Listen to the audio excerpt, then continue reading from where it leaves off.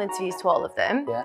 I didn't get the job, any of Right. them. So I got fired from every single job I had. Kandi Cosmetics was built 3 months after I built Palette. We're on PLT within the first month. Yeah. Boohoo within the year. Yeah. In the style. Could you do MTO, which is made to order? I went, well, yeah, of course I can.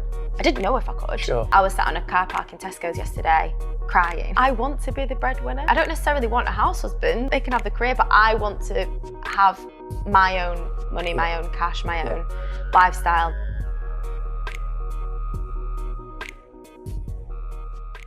Hello everybody and welcome to today's podcast, Taking Care of Business. My name's Paul Cheetham and today I have with me Anastasia Kenyon, who is the owner of two businesses, two companies. Soon to be 3. Soon to be 3? Yes. Oh, this is a skincare one. Yes, You're going to tell us about in a bit. Yes. Your other two businesses then are Make It Up, which is your B2B brand, and Kandi Cosmetics, which is your B2C. Yes, yes. Yeah.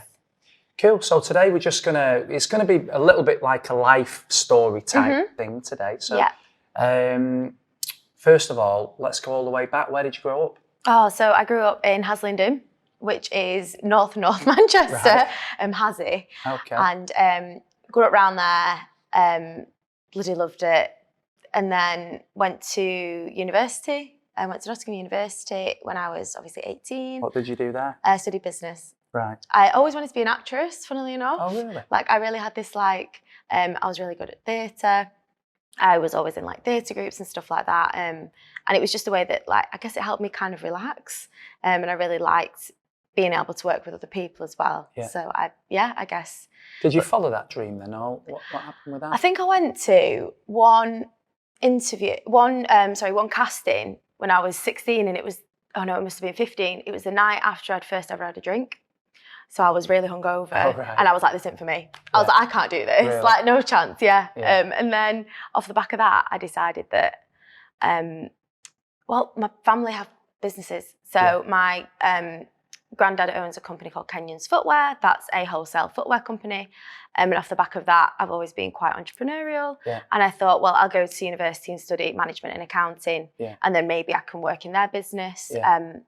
But then I actually decided that I wanted to be an accountant.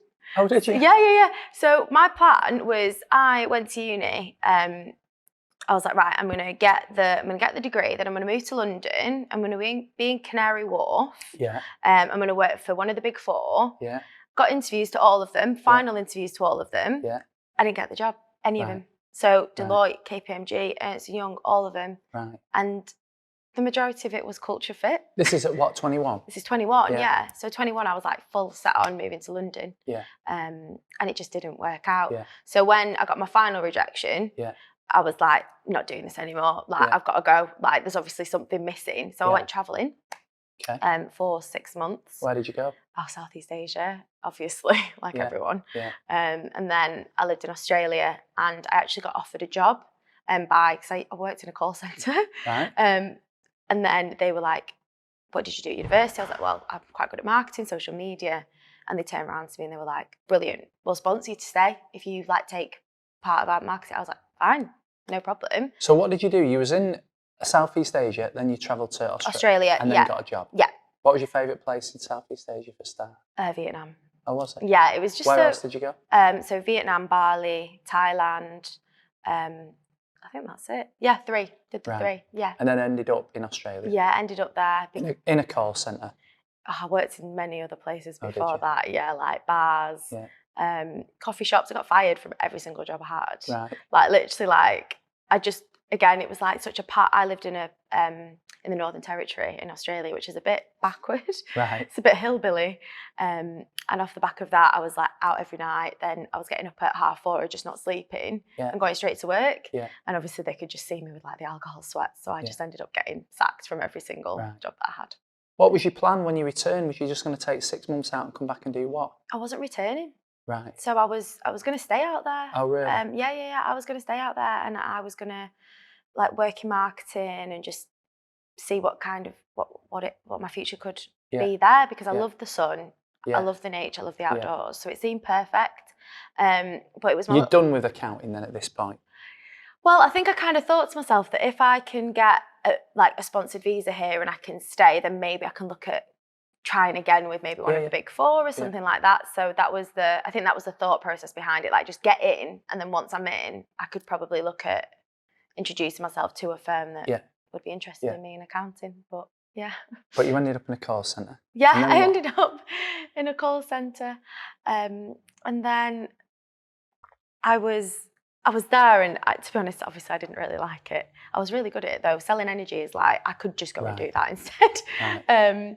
And it was my little sister's 18th birthday, and I couldn't not be here for it. So I surprised the whole family. Like, I came back, didn't tell anyone, like turned up on all the doorsteps, like everyone was crying and excited. And my sister got really, really, really badly bullied at school, like to the point where she went to 2 different schools, 3 different colleges. Right. She always got it in the neck. And one thing that she was really passionate about was makeup. Okay. So off the back of that, she quit college, decided to become a makeup artist. And off the back of that, I was like, look, if you need help building a website, if you need help with some marketing, I'll do it for you. She was like, oh, right, okay. Like, I was like, I'm back for a month and that's it. So let me do this and just make you into an amazing internet phenomenon, and then we'll turn it around. Have you always had that confidence? Was you like that when you was a kid? Yeah. Was you? I've never doubted that I can do stuff. So I'm kind of like, if I want something, I'll get it. And that's not arrogance. It's more of I just believe that if you give to the world, you'll get back. Yeah. So with that, I was like, I'm going to build this for my sister. I'm going to help her progress. And then I'm just going to go and do my own thing. Yeah. But it didn't happen like that. Right. I ended up just like falling upon my first venture, really. I was online looking for makeup artist websites. I was on Facebook searching makeup artists. About 2,000 girls and boys would come up, and you'd sit there and you'd be like, how is she going to filter through this? Yeah. Do you know what I mean? And a lot of them weren't even qualified. A lot of them didn't have health and safety training. It was just a massive mess. Like, I'd go onto a marketplace for makeup artists, for example, which they would claim would be a marketplace. The makeup artist is paying like 50 quid a month. The profile doesn't look nice and it's not functional either. So I was kind of sat there like, how can I help my sister in this field? So I kind of turned around and went, right, well, How long ago was this, by the way? This was 3 years ago. Oh, okay. 3 years ago, so relatively recent. So maybe 4 now, probably 4. I was like, she needs to be able to be booked. She needs to be able to be tracked. So I don't want to go into a weirdo's house. She needs to take payments across this, because I know for a fact she can't manage her own accounts. Mm-hmm. She doesn't know about personal tax or anything. Yeah. So got to help that. Also got to make sure that she has all of her photos and videos on there. So we actually used, I actually decided to use an API to pull through all of her Instagram, her Facebook, etc. But I kind of sat there and I was like, if she can benefit from this, what about all the other people who are in this like fast growing industry? So actually the night after her 18th birthday, I decided to basically, I had a pile of magazines this big and just like loads of pieces of card on my floor with like glue and scissors, and made a wireframe. And I didn't even know what a wireframe was. Right. So I ended up like having, like, I built a website on paper, and like there was a homepage, and then I'd have like a sliding like piece of paper that would be the messaging system, and like you had Harry Styles' face as one of the profile pictures, and it was this really like makeshift, like creative kind of thing. Yeah. And I made it. And I've tried to build businesses in the past, right? And I would always go to my mates, like, I've got this new idea, and they'd all go, shut up, Anastasia. Yeah. That isn't going to work. But I actually sat down with one of my best mates that night. I went, mate, I've done something here. I feel like I've got something. And she was like, that's genius. Like, if we get people on there, like, they don't have to worry about uploading photos all the time because we're pulling the photos through. They don't have to worry about being paid or getting a deposit because we're making sure it goes straight into their account. Yeah. So it was all that kind of stuff, and it made sense. Went to a developing firm, well, several developing firms, and finally found one that was right. They built the tech for me. And yeah, we launched. Did you have to pay for that, or did you? Yeah, I had to pay. Yeah. So I paid 30 grand. Right. Yeah. 30 grand. Be a big project. No, it's big, a big project. But my granddad died, like a few years before. Okay. And I was gonna obviously like use the cash to get a house. Yeah. But for some reason, I just had this thing. Like, there wasn't even like, I didn't second question it. There wasn't kind of like oh, well, it might not work. Yeah. It's going to work. Yeah. So I may as well put the cash into it now because it's going to progress into something. Within the first month, we had over 2,000 users on site. People were really engaging with the brand. We were doing events all over Manchester. We had people from all over the country coming to them. People were really engaging. And then the business was actually acquired at the end of 2017. Yeah, 2017. So from start to finish, what was that, like 18 months or something? Literally 18 months, yeah. So I didn't even know what exit was, and I didn't even know what. And it was you and your sister? No, it was me by myself. Ah, okay. Yeah, my sister was a makeup artist. Right. And she was, okay. Yeah, she was just kind of there as a soundboard to kind of ask her. And she wrote some really nice blogs for me and stuff. But it was my business. And I just kind of fell into hiring, and I found a CTO, and we ended up rebuilding the entire site from scratch. Yeah. And I just learned so much within such a short period of time. And then once we kind of moved on to the acquisition and the merger, that was just I didn't even know what was going on, to be honest. I kind of was just right, it's fine. This is happening now. We're okay with it. And then, that happened. And then what happened after that? Did they keep you on for a bit, or? Yeah. So I worked with them. I was actually made CEO of... You never went back to Australia? Then? No, this is it. Right, that's the thing. I literally decided that I came back and I was I'm only going to be here for a short period of time. And then I was no, this is it now. This is what I'm meant to be doing. I went to Australia because I thought I couldn't get a job in the UK. I went to Australia because I kind of didn't really know where I was here. All my friends were getting jobs. All of my friends were kind of working through their lives, and I just felt like I was stagnant. I couldn't kind of get through. So just trying to find myself. But that was how it kind of worked, and then stayed here. So then when you'd sold, they kept you on for a bit, I think, didn't they? Yeah, they did. So CEO, running the company, I had my CTO, we had a developer, we had marketing girls, and it was just too much. I built Palette for young men and women who were interested in starting their own businesses, working on a platform, and weren't necessarily in a great position because that's something that I truly believe in. And it was turned into this luxury lifestyle brand. Okay. So we were, so it went from booking makeup artists to booking personal chefs, booking interior stylists, booking kind of that high end. And the women that I was sitting opposite I couldn't resonate with them. I couldn't relate to the 20K they could use to just put as a kitchen top. Do you know what I mean? I just could not grasp this lifestyle. And I felt no passion in it whatsoever either, because it's just not me, that life. Mm-hmm. So I decided to kind of step down, exit. Me and my CTO both decided, because he wasn't in the process either. And then I was offered a job in London, moved to London and worked with my investors. And then off the back of that, Kandi Cosmetics was built 3 months after I built Palette, because I had 2 jobs.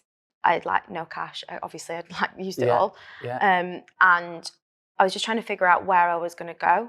I was I've got all these emails before GDPR came in, and I decided to utilise it really. So created a big mailing list, bought a load of products in, because obviously my granddad imports. Had an agent out there and just started importing makeup and selling it to these girls and boys who were already on my platform. And that went really, really well. We're on PLT within the first month. Boohoo within the year. In the style.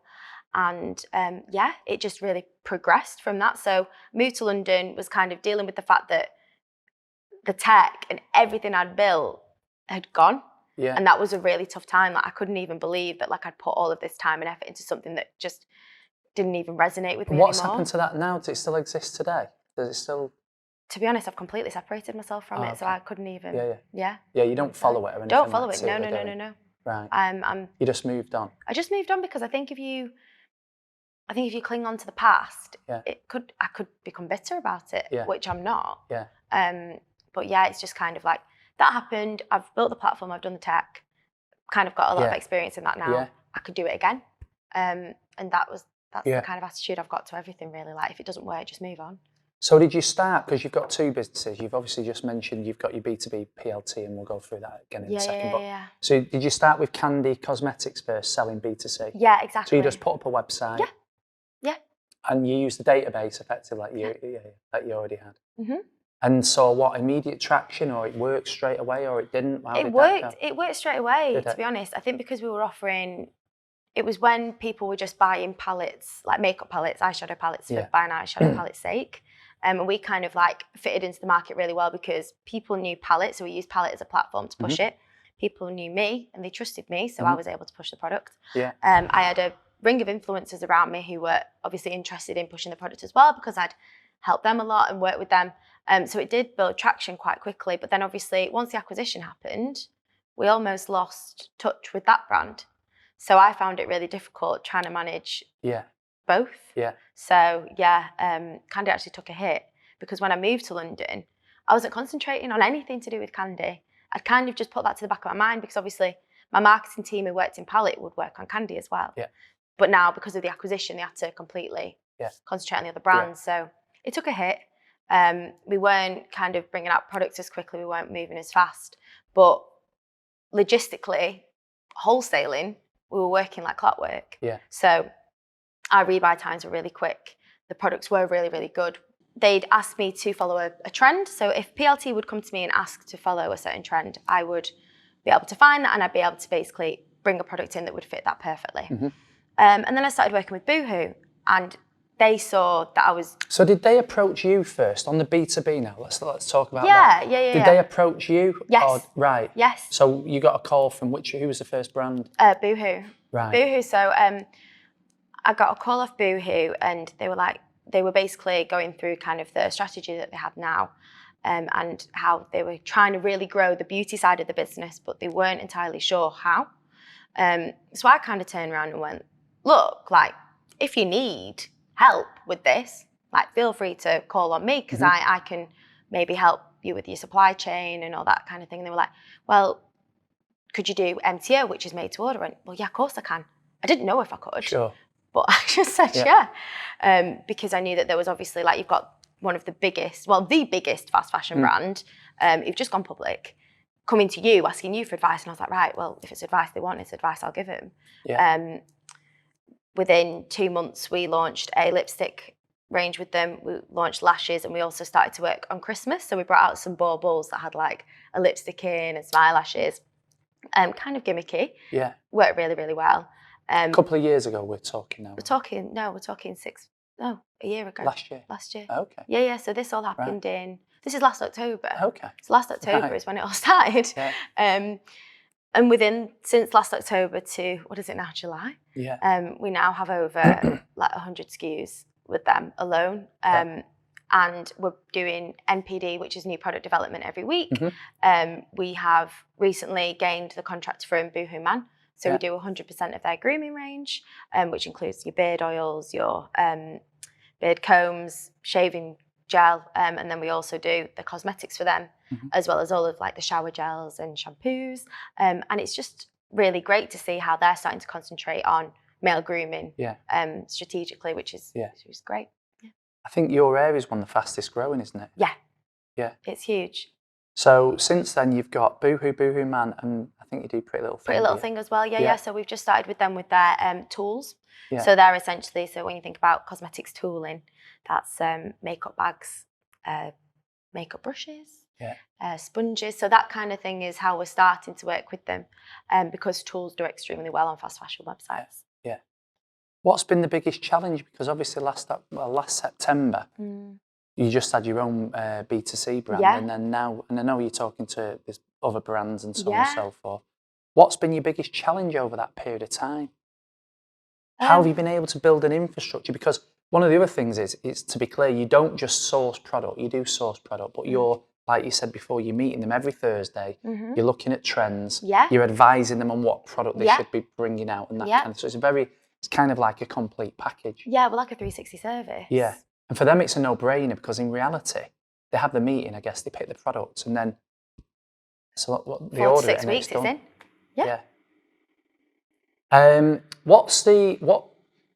So coming back to the challenges, what's the I think it's kind of separating myself from the business, because obviously to build it like that at first it was literally just me. Yeah.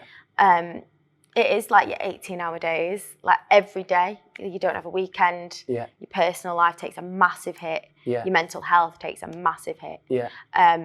So the biggest challenge for me is actually at the moment, which is something I'm going through, is kind of learning to delegate, understanding that maybe now is the time to hire as we are beginning to scale much quicker. I never thought this was going to happen. Yeah. Yeah. Like this wasn't in the plan, and I just kind of fell upon it. Yeah. So yeah, I'd say the biggest challenge for me has been managing myself personally and my mental health and kind of my attitudes towards the way I'm working. Yeah. How do you manage that? What do you do? Oh God, well that's something I'm currently trying to figure out. Yeah. I exercise a lot. Yeah. I'm running every day to try and clear my brain in the morning. You've got a marathon, is it half? Yeah, I've got a half marathon coming up with one of my best friends in October, which I'm really looking forward to, but at the same time, like, it's another pressure on myself. Yeah. So it's like I'm constantly adding pressure, so I kind of need to step back. Reading, I do a lot of reading to try and help me switch off. Yeah. Baking, right. I bake a lot. Yeah. So it's kind of, at the moment, I'm currently in that situation where I'm trying to manage that. I've quit drinking. So I've been sober now for 101 days. Right. Today is my 101st What made day. you do that? I can't manage a business and I can't be responsible for the whole of Boohoo's cosmetics strategy. Not responsible for their whole strategy, but responsible for the MTO side and kind of working really closely with the buyers on a hangover. Mm-hmm. Like, that's just not a logical way to act. Going out till 6 o'clock in the morning and then having a meeting at 10 a.m. the next day doesn't work. And I can't do things in halves. So if I have a drink, I'll have 10. Yeah. Like, there's no in between. Like, I can't switch off. Like, if I'm having a drink, I will drink until I'm like very drunk. Yeah. And off the back of that, I think I had to make the conscious decision that if this is going to scale, because I was managing it. Like, this time 3 months ago, the company was still growing. We were still doing really well. We were still getting the rebuys. We were still getting the MPD booked in. But I knew there was more to it. I knew that we had Boohoo Man come in. We had PLT come in. We had Boohoo who were just like relying on us heavily. And I just couldn't face not being able to give my all to my clients. Yeah. It's so important. Like, they're trusting you. Yeah. And if they are, I'm going to make sure that they can. And when you are like a sole founder and then obviously hiring staff, I'm not going to come into work, like not being able to perform 100%. What are they going to do off the back of that? I'm not inspiring if I'm not feeling 100%. Like, I need to be 100% all the time at the moment. Yeah. So with that, I've had to cut out drink. Is it temporary, that? Or? I don't know. I'm just taking one day at a time. How's it been doing it? Was it easy? Do you feel a million times better? I feel. What's your social life like? Social is difficult because I'll go out on a night out with my friends and I will stay till 10 and then I'll be like, God, I could actually really have a drink now. But I'll just take myself away. Okay. Which is interesting in itself because I was the one who was always out till the end. Yeah. To be honest, at the beginning it was like, God, I could really, really cane like a bottle of wine right now because today's been really shit. Yeah. I'm all right to swear on. Yeah. Yeah. It's been really shit. Yeah. And because that was my attitude at the beginning, I was just using it as an excuse to just get leathered like every night. So I decided to, obviously, socially with my friends and the rest of my life, not drinking has kind of opened up new things. So now I can get up on a Saturday morning and go for a run and spend the day concentrating on myself rather than being in bed with the dominoes. So it's helped me mentally because I'm not kind of... It's all right. All right. Okay. Because I'm not necessarily feeling conscious or... Did I say mental health? Sorry, I've completely... Yeah. So on the mental health side of things, I've completely changed my way of thinking. I'm trying to think more logically. I'm doing the sober thing to help my mental health because I was struggling with that with alcohol because I was using it as a crux. Yeah. And it's not right. Yeah. Like, I can't be relying on that. Physically, it's been unbelievable. Like, not that weight matters in the slightest, but my fitness has improved and I feel more able to kind of get up and go, which is nice. And then socially, although I can't stay out till 6 a.m. or 4 a.m. or whatever, my relationships with my friends and my family has actually improved dramatically. Yeah. Because I'm present and I'm not feeling rubbish, and I'm spending more time focusing on other people rather than myself. Yeah. What's your support mechanism like around you? Because it is, I think, you know, you're like going from 0 to 60. If you look at last October to now. Yeah. Do you have a mentor, by the way? Have you got a mentor? Or... Not really, no. I think my mentor is probably like my dad. Yeah. Yeah. Because he's been in business. He's been in like business. Your granddad, Yeah. so you've got that. I've got that connection with him. But obviously mixing business with family is difficult in itself. Like, it is hard to manage. So, but he's a great soundboard, and he's always there to kind of talk about the dollar and like everything logistically like that. He's really great for. But then when it comes to the other side of things, I probably would do well with a mentor, to be honest, because I am finding it really difficult. But who doesn't, you know, like, that's life. Have you got many friends doing what you're doing? No. I've got one of my best friends who's kind of like fallen into being one of my best friends. Okay. She's got her own, it's a non-for-profit coding company based in Bolton, and she is someone that I can really bounce off.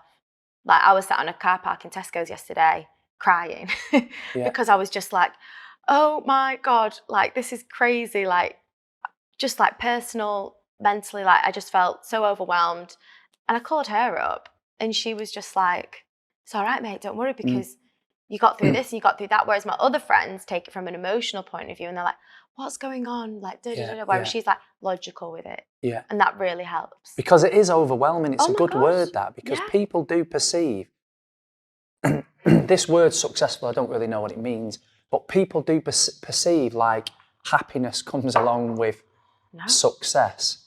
And I think a lot of people don't understand from the outside, when you start to feel or things start going well, actually it becomes a mental head fuck, really, to cope with.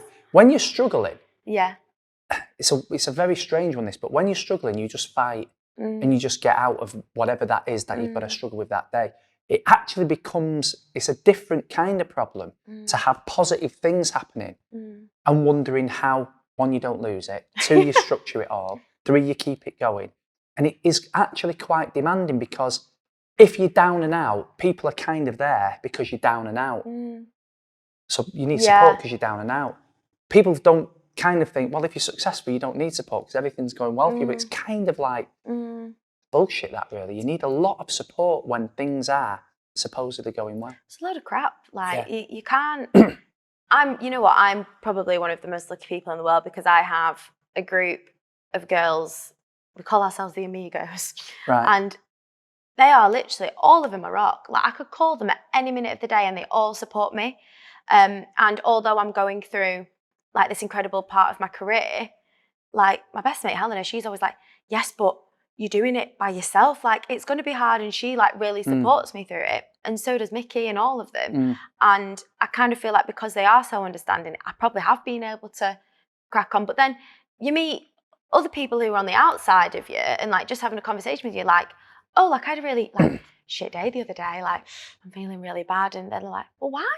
And I'm like, well, because I'm really yeah, but you've got all these contracts. It's amazing. I'm going, yeah, but that's all I have right now. My business is all I have, and this is it. And if this goes, then God knows what's going to happen. It's constant pressure to, you're almost like running against yourself, aren't you? Like, you're running to be, no one else is telling you to do it. No one else is sitting down with me and saying, Anastasia, you have to do, obviously, like, I have to get the stock in on time, but no one's kind of sat there going, Anastasia, you must start working with more clients. Anastasia, you must do this. Anastasia, you must do that.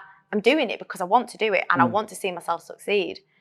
But I'm doing that in all aspects of my life at the moment. So it's like, because I'm chasing myself, keeping myself grounded, and kind of, like you were saying before, about like recognizing that you don't have to be number one in every section of your life. Super important. Never thought of it like that. Yeah. Well, we was just talking a bit off camera before, weren't we? Like, I got myself, because, I mean, when I was in my late 20s, I would have like panic attacks all the time. And it was running against, nobody was telling me that, but I had this kind of thing where you've got to be great at business, then you've got to be a great son, a great dad, a great whatever, boyfriend, you become super competitive with yourself. Yeah.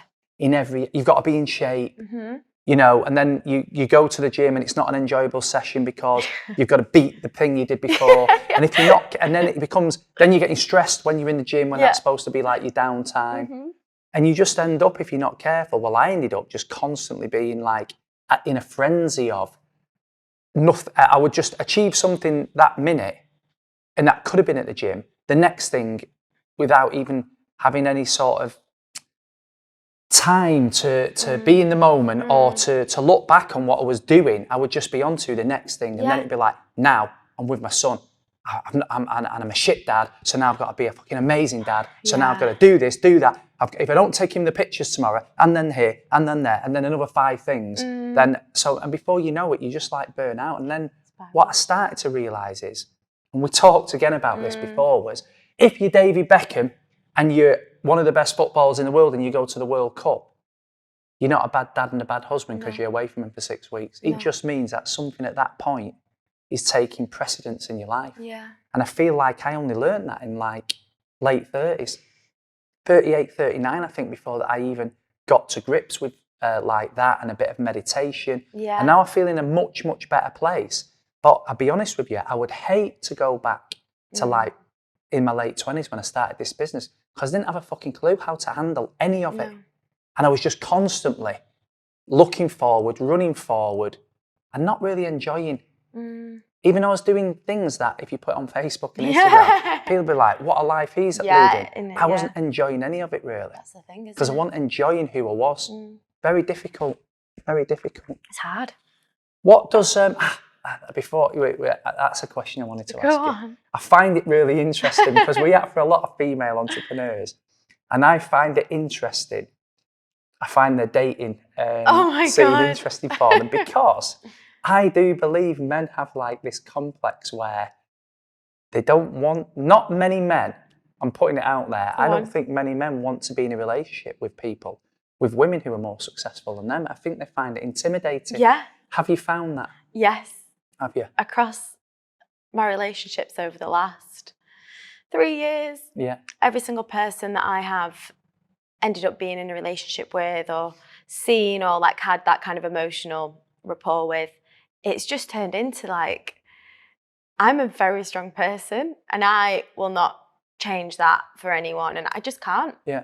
And off the back of that, I've just found it so difficult to kind of be that super feminine, super girly, home to cook and clean and do all that stuff. Like, that ain't me. Like, I'm a very independent person, I'd like to think like I'm loving, but I'm not willing to kind of sacrifice my success and not talk about it either. Like, I have had people who have been supportive when I've done well, but at the same time, you can see that it sounds so bad, but you see the jealousy and you see the anger and you can see the kind of the cogs turning in their head when you're telling them that you've just done a deal and it's just not like, they're just not enjoying it. And then they have to go super masculine and be like, well, I've done this and I've done that. And you're sat there like, can we not just be happy for me for 5 minutes? Like, I've just